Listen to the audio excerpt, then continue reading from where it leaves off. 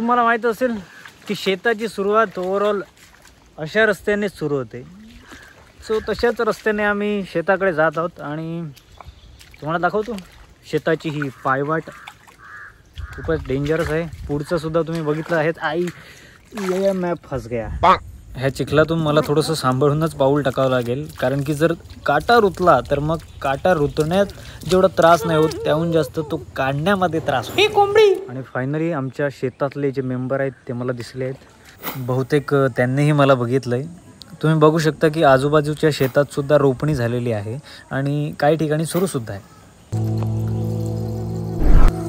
तर आता रोपणी कशी असते, काय असते आणि सगळं काही अनुभवण्याचा प्रयत्न आपण ह्या व्हिडिओमध्ये करूयात. चला तर मग सुरू करूया.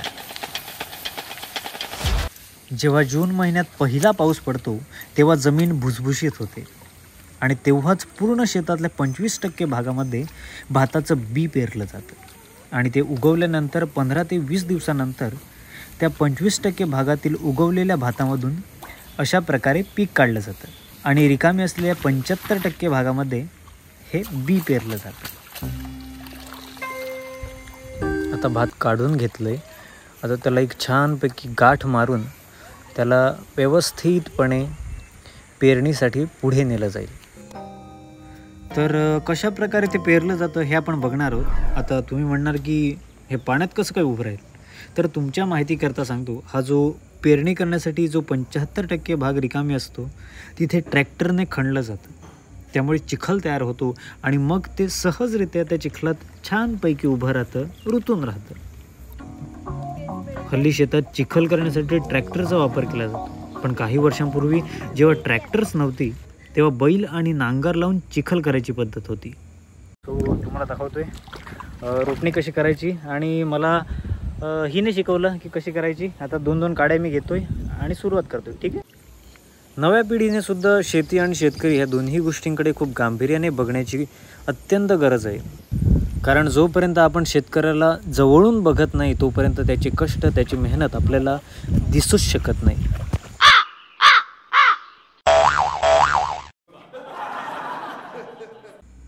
तर 1.5 तास काम केल्यानंतर आम्ही एक ब्रेक घेतलाय.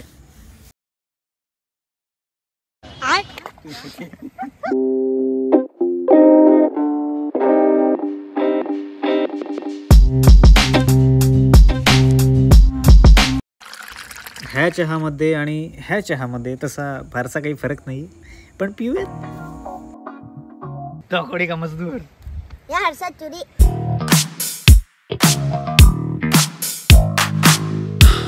चड्डी काय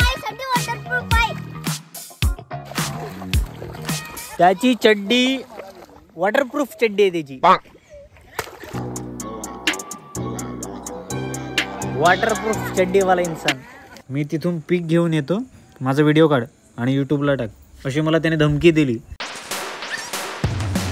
हे काम जरी दिसताना सोपं दिसत असलं तरीही ते अजिबात सोपं नाही आहे, कारण की चिखलामध्ये, पाण्यामध्ये काम करणं खूपच अवघड गोष्ट आहे आणि हे काम प्रत्येक शेतकरी आनंदाने आणि उत्साहाने करत असतो. ह्याबद्दल खरोखरच प्रत्येक शेतकऱ्याला माझा सलाम आहे. संध्याकाळचे 6 वाजता आहेत आणि आता निघायच्या वेळेवर पाऊस आला आहे आणि आम्ही आत्ता घरी जायला निघतोय. तर मंडळी अगदी थोडासाच भाग आहे जो लावणी करायचा राहिला आहे. आम्ही तो उद्याच्या दिवसामध्ये पूर्ण करू. चला तर तुमची रजा घेतोय. भेटूयात नेक्स्ट व्हिडिओमध्ये. हा व्हिडिओ कसा वाटला ते प्लीज कॉमेंटमध्ये सांगा आणि हो सबस्क्राईब करून ठेवा. ठीक आहे. थँक्यू.